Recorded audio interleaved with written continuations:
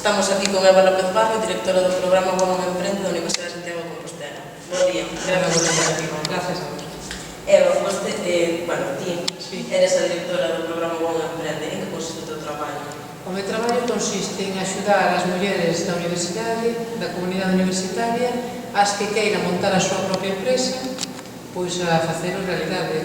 É dicir, todo o camiño que leva que unha muller da comunidade universitaria, sendo da aula ou do grupo de investigación, que se queira poñer ao frente da súa empresa, pois que o poda facer utilizando as ferramentas que nos dispoñemos en todos e cada un dos pasos.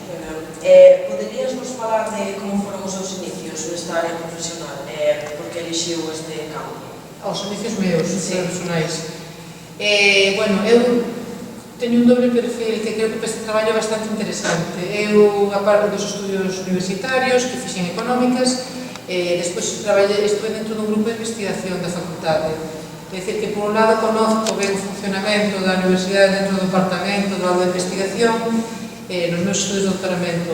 E despois traballei na empresa, teño ese doble perfil, son especialista en comercio exterior e traballei en grupos empresariais fortes galegos. Entonces, con estas dúas particularidades, creo que para o emprendemento de base tecnolóxica que vincula con a universidade con outra empresa, creo que era a persona, que podía facelo. Entonces, os inicios veñen por aí, veñen por este doble perfil curricular, pois que un lugar con un programa de creación de empresas, pois parece que era un lugar idóneo. Por que derivou a súa vida cara a esta profesión? Polos seus estudos? Aparte de os estudios, tanto os estudios como a miña trayectoria profesional e personal, que tamén no seu momento puxemos frente da miña propia empresa, derivou por unha circunstancia tamén personal. É dicir, que eu traballaba nun departamento de comercio exterior dunha gran empresa e quedei embarazada da primeira nena. Entón, aí fixen un parón, porque había que viaxar moito. Entón, foi cando se montou a incubadora, os inicios de todo o programa de creación de empresas. Entón, foi aí, cando tiña a nena pequena, mandei o currículum e aí, é dicir, que tamén coinciden esas circunstancias personais e profesionais. Encontros unha dificultade polo feito de ser muller no seu traballo actual? No meu traballo actual, así, contestando rapidamente, pois non. Claro que é un traballo máis a nivel técnico, se rascamos un pouco e vamos xa hacia arriba, as persoas que dirixen, pois, sí que no traballo, cando traballei por conta allea en alguna empresa que, era unha persona moi nova, era directora de exportación, tamén foi directora de marketing, pois sí que chocaba con unha rapaza de 20 e poucos anos, pois nunha empresa moi consolidada, pois fora directora, é dicir, que sí que, resultou extraño e pude observar moitas cousas. En aquel momento tamén tiña todo moito tempo, non tiña familia, non tiña nenos ao meu cargo, entón tiña liberdade no horario e vía compañeiras que non ocurrían esas circunstancias e sí que percibía esa situación de cando as reunións eran ás 8, ás 9 da noite, ás 10, había compañeiras que estaban todo o rato mirando o reloj ou chamando a guardería. Claro, eu non tiña esas circunstancias. Eu traballaba, por exemplo, en Vigo, tiña todo o tempo do mundo para o traballo. Agora as cousas vense desde outro punto de vista. Eu, naquele momento, percibo diferentes. Para unha muller empresaria, cales son as maiores dificultades que podría topar no seu comercio? Os comezos neste momento están difíciles, tanto para unha muller como para un home. O que pasa é que, por as particularidades de todos os componentes que van a afectar a educación da muller e o seu componente, está tamén a veces a parte do medo a asumir determinados riscos. Hai esa particularidade que as mulleres somos máis prudentes. Entón, parece que antes de lanzarnos un proxecto, que hai un momento como de dar ese salto, parece que o tomamos con máis calma, o cual, por outro lado, tampouco é un problema. Parece que tamén dalle valor ao proxecto porque está máis reflexionado. Pero a veces damoslle tantas voltas por nosa propia parte de educación, o componente personal, que neses primeiros momentos convertese en dificultade, asumir riscos, o tema da conciliación. Hai unhas partes, os modelos que temos tamén ao redor, determinadas mulleres en determinadas empresas, hai un montón de cousas que levan a que os primeiros momentos sexan máis difíciles que pouco. Hai algún perfil típico de muller emprendedora? E que eu traía aquí o informe GEN, claro, porque o informe GEN, que é un análisis do emprendemento que se fai a nivel mundial e que se fai un informe a nivel nacional e a nivel galego, pois fala dun perfil da emprendedora de Galicia. Dice que o dice, eu corroboro, dice o perfil da emprendedora galega se encontra entre 35 e 44 anos, posee estudios universitarios, procede do entorno urbano, ten unha situación laboral de empleo activo, ten unha formación específica e vai se dedicar a cada concreto ao negocio. Bueno, iso que fala o informe llego de este perfil. Eu sí que vexo que as emprendedoras sí que teñen, claro, unha edade, bueno, coincide un pouco con eso. Todos os estudios universitarios, habría que anunciar un pouco máis. As mulleres inician negocios en todos os ámbitos ou limítense ao local? Claro, tamén o informe GEN dice dos sectores, e o informe que contou, aparte, claro, están aí os datos, dicen que as mulleres, claro, montan máis empresas no sector de servicios de consumo. É dicir, no sector TIC se crean menos empresas, no sector tecnolóxico menos, sí, pois negocios de autoempleo, os sectores máis tradicionais, aí onde están as mulleres, en maioría. Cree que por mor da crise hai menos emprendedoras? Creo que por mor da crise incluso hai máis xente interesada no emprendemento. É dicir, cando te quedas sen traballo, ou cando non encontras traballo por conta allea, entón a veces dices, bueno, pues con un diñeiro que teño forrado, con apoio familiar, vou montar algo, vou montar un negocio, teño un baixo, xa que non encontro traballo. É dicir, creo que o da crise e emprendemento, pois a veces, por mor da crise, acude máis xente a preguntar.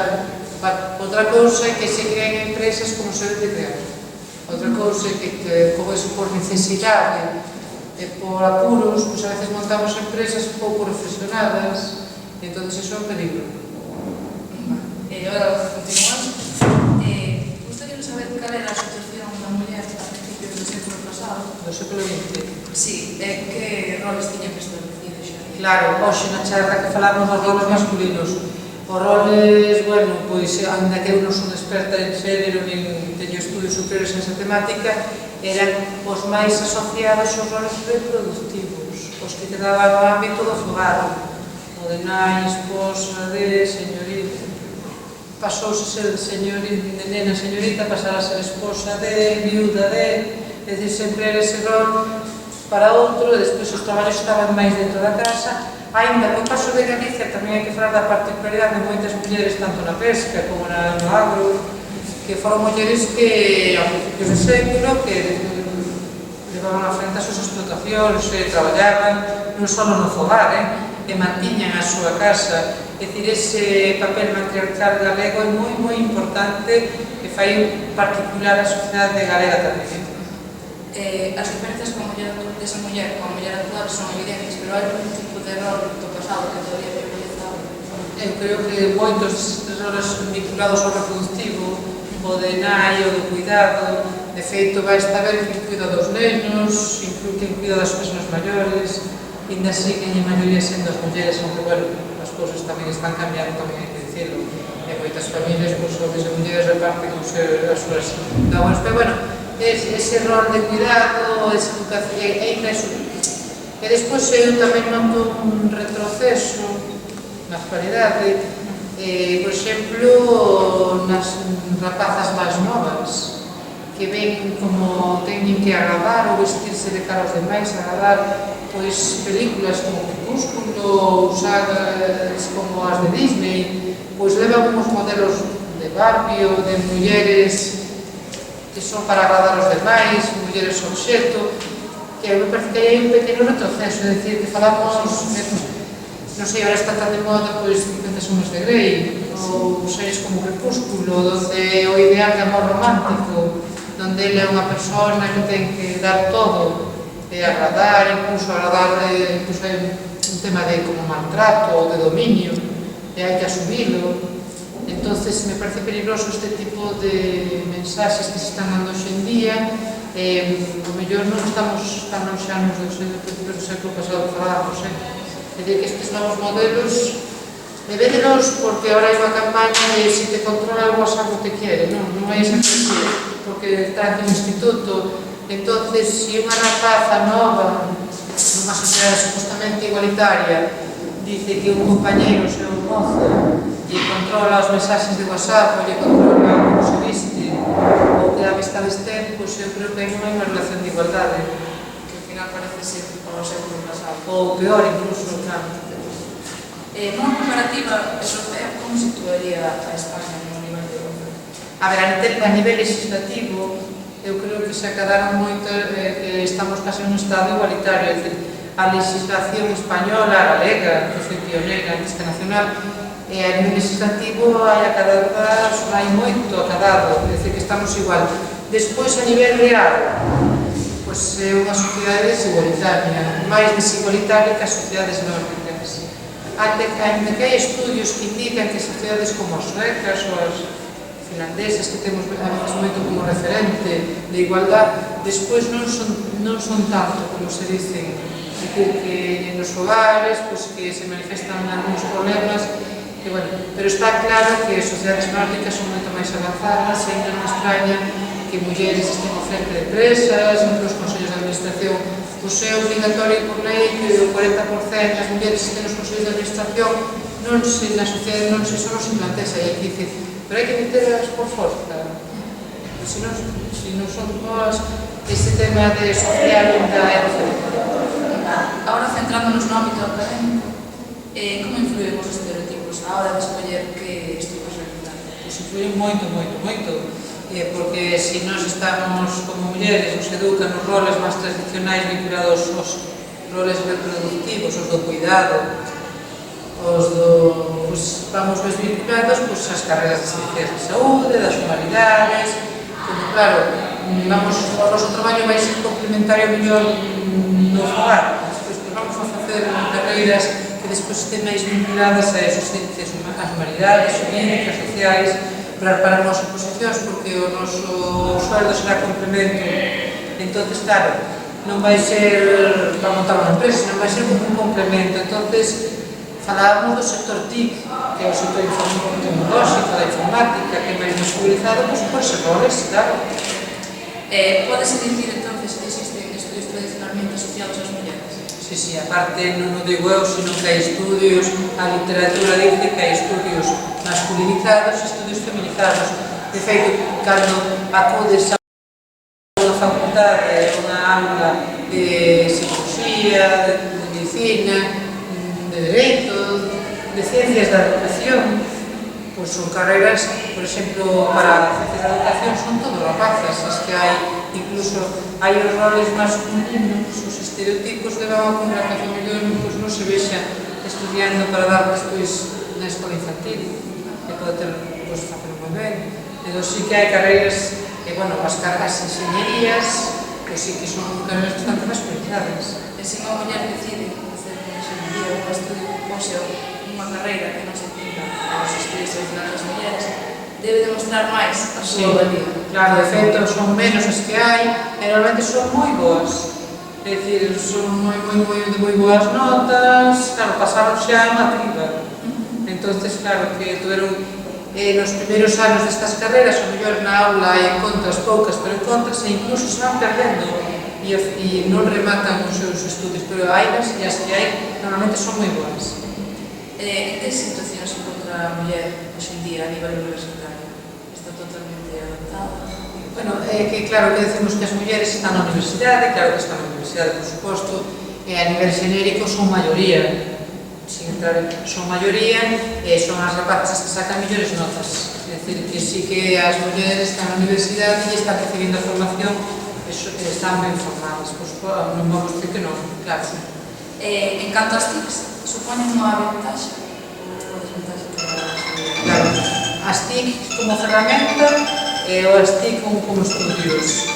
Claro, eu creo que unha cousa é a tablet, o ordenador e o uso. Pois eu creo que as rapazas fan uso igualitario das hoxe en día un neno e unha nena, creo que unha rapaza se manexa igual con a tablet, con o ordenador, dicir que o uso das TIC, como ferramenta, non creo que sea problema. Outra cousa é despois cando vamos as carreiras e vas a ser programador, vas a estar detrás. Claro, eso é que a veces confundimos o sector TIC coa ferramenta TIC. Entonces, eso sí que, claro, é bastante diferente. Pero, de todas formas, se acudimos á literatura, vemos que no século pasado, foron grandes as mulleres programadoras, é dicir, que a programación naceu en mans de mulleres, é dicir, que tamén é que hai que poñelas en valor e falar delas, tamén é importante estes modelos, non só os modelos masculinos do sector tecnolóxico. Por último, na miña parte, que papel cree que xoga a educación no logro de obxectivos de igualdade? Pois é fundamental a educación na casa, nas escolas, nas universidades. Todos temos a nosa parte de responsabilidade para facer unha sociedade máis xusta para nenos e nenas, porque tampouco os nenos teñen por que asumir esas roles que se están asignando, de ser máis agresivos, de que tamén eles teñen que disfrutar dos roles femeninos que tamén son importantes. É dicir, que a educación é básica, pero claro, ainda hai moito que facer, e non só somos culpables tampouco os fogares, é a sociedade en xeral. Pues continuo preguntándolle acerca do programa Moi ben. Cando como decide iniciar este proxecto? Este proxecto iníciase a finais de 2006, principio de 2007, dentro do programa de creación de empresas da Universidade de Santiago. É dicir, se crea porque hai unha necesidade, porque hai nas aulas un número moi alto de mulleres que ao que temos que chegar e que non estaba chegando o programa onde emprende. Por outro lado, necesitamos levar á aula tamén modelos de rapazas que crean empresas de base tecnolóxica e dicirles ás compañeras que están nas aulas que elas tamén se poden poñer ao frente. A que vai dirixido? O programa Goban Emprende vai dirixido a mulleres universitarias, pero tanto as da aulas que rematan os seus estudios universitarios como as dos grupos de investigación como as profesoras, É dicir, vamos a toda a comunidade universitaria, homens e mulleres. É unha expresión a todo o mundo. E concede algún tipo de axuda económica? Nós non temos un fondo de diñeiro, aparte de que o programa ten un fondo de capital risco específico para entrar en ese tipo de empresas. Nós non temos unha liña de subvencións neste sentido. Si colaboramos cas liñas de subvencións que temos sempre en Galicia do programa MEGA. Entonces sí que somos transmisores e axudamos en todo ese proceso. Pero a axuda na parte das subvencións, nós sempre dicimos que a mellor axuda para unha empresa é crear a empresa con clientes. A axuda a redacción de plan de empresa e de ver onde están os clientes e como vou contactar con eles, esa é a principal e primeira axuda. Sí, entonces, quen financia? Poderíamos dicir que a Xunta financia o programa? A ver, o programa Goban Emprende é un programa que financia a administración, tanto a Xunta como a nivel nacional. Nós temos unha financiación para poder facer os nosos estudios de mercado, manter o personal e a estructura. Outra cousa son de caras emprendedoras. Nós, cando axudamos a montar un plan de empresa, buscamos a subvención que mellor se axuste ese proxecto. Se de mulleres, ou se é competitivo por innovación, entón encaixámoslo na área, así que acompañamos. Poderíamos comentar os resultados deste proxecto e das estatísticas de éxito profesional? Sí, porque nós cando empezamos en 2006-2007 a maioría dos proxectos que se promovían dentro do programa xenérico Emprende era promovido por homes, un 70% en 30, sendo así un pouco brutos, e empezamos a notar un cambio no ano 2010-2011, donde o gráfico empezou a ser máis igualitario. Entón, últimamente sí que se crean moitas empresas de base tecnolóxica por rapazas. Por exemplo, un ano, a 13ª edición do concurso de ideas, fixo unha edición especial en femenino, e dos 5 premios, 3 reservábase para mulleres. Con todo o que eso choca cando se vai contar, e dice, feministas e tal. Pero ese ano se presentaron 60% rapazas, 40% rapazas. É dicir, se se fai unha acción positiva como esta, sí que tuvo resultados. E con proxectos de moita calidade, ademais, non só por feito de que se reservara o premio económico.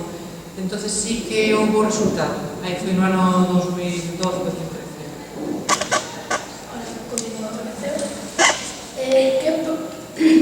Que propoñería para que a discriminación de xénero disminuíse no ámbito laboral? Eso, claro, é unha pregunta de resposta difícil.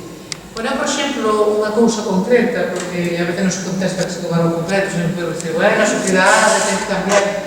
A baixa de maternidade, eu creo que a baixa obrigatoria para os homens, que acolleron de forma obligatoria, non que o feito de que un home colla a baixa de maternidade se vexa no entorno, incluso este calzonazo que está collendo, ou se está aproveitando, ou que só se colla no sector público, que traballan como funcionarios na empresa. Entonces, se o fais obligatorio por lei, que na empresa pois, tamén o home teña que disfrutar na baixa de paternidade, pois me parecería, por exemplo, unha medida que facería máis securitaria. E así, pois, determinadas cousas que por lei na empresa privada, pois parece que creo que funcionaría. Outra pregunta máis. Que medidas propoñería para conciliar a vida familiar e laboral? Claro, eu non estou moi de acordo con a palabra conciliación. Claro, primeiro, non son as mulleres que teñen que conciliar, nin as persoas que teñen nenos, é dicir, hai un tema que as persoas en sí teñen que ter un equilibrio entre a vida personal, a vida familiar, a vida laboral. É dicir, somos seres completos, homens e mulleres, que non, bueno, ten que estar obsesionado co seu traballo, coa vida, pero despois a sociedade ten que ser, eu poñería corresponsable. A ver, unha persona por ter nenos ou nenas ao seu cargo ou persoas maiores non ten por que renunciar ao seu traballo ou ao seu ocio. Entón, a administración tamén ten que dotar de guarderías ou de centros con persoas maiores, como un tema de dependencia, teníamos aquí a falar, de que unha persona non teña que elegir si que cuidar un neno ou ir a traballar. E que iso parece podrida está unha sociedade que fai a unha persona poñerse nunha espada que ten que dicir que ten un neno enfermo non poder traballar. Isto non parece normal, non? É dicir, que cabemos todos neste mundo, pero sí que a administración ten que poñer ferramentas, guarderías, lugares geriátricos ou o que sexa, para que unha familia, unha persona, un entorno non teña que elegir de teño un neno pequeno, non poderá traballar, ou teño unha persona maior de encargo que non podo traballar, sexa home ou muller. Entón, é un tema máis de que todos e todas seremos un pouco corresponsables en que non se lle pode poñer a unha persona esa tesitura de decir cuida da tua familia ou cuida da tua vida personal para poder ter un sueldo. Entón, eu creo que máis que conciliar, pois, corresponsable toda a sociedade, empezando por a administración tamén poñer as ferramentas. E que non máis que para unha guardería moi cara porque é privada, que se mete un amplo horario, e outro horario só bueno. Sí, ahora para finalizar vamos a realizar unha serie de preguntas. Lugar preferido para vivir? Calquer lugar é bom para vivir, non? Se está ben, se está contento. Bueno, a mí me gusta vivir en Santiago, Sí. O lugar preferido para visitar? Bueno, calquera tamén. Eu, por exemplo, son da Ribeira Sacra, ali desa zona, entón eu creo que é un sitio recomendable para visitar, que non se cansa de ver. Pero tamén este entorno de Noia me parece maravilloso, tamén para disfrutar no verão. Un libro e un escritor favorito? Bueno, eu traigo unha escritora favorita, vamos a poñer a Mari Carmen Pallares, que é unha escritora que vos recomendo. O libro é Ilduara, o aristócrata do siglo X. Para xa que estamos na Semana Internacional das Mulleres, é unha recomendación. Se tuera que dicir unha comida? Eu como de todo, bastante ben. Si, eu non teño problema. Bebida favorita? Pois eu bebo auga tamén, tampouco teño problema, pero bueno, falando da Ribeira Sacra tamén hai por ali un viño moi bon de Lucía, pero si, eu bebo auga basicamente. Un persoaxe histórico? Pois tamén traigo a Tártula de Salerno, que, bueno, pois, nun século moi alonxado, pois falaba de medicina feminino, que é unha reflexión importante. Un desexo? Bueno, pois un desexo, xa que este é un entorno que é, eu sempre desexo saúde da miña familia, pero, bueno, eu creo que a igualdade efectiva real que beneficia a todos e a todas, pois tamén creo que faría unha sociedade mellor. Bueno, pois moitas grazas a todos e foi un placer. Bueno, pois un placer da miña parte, grazas a todos.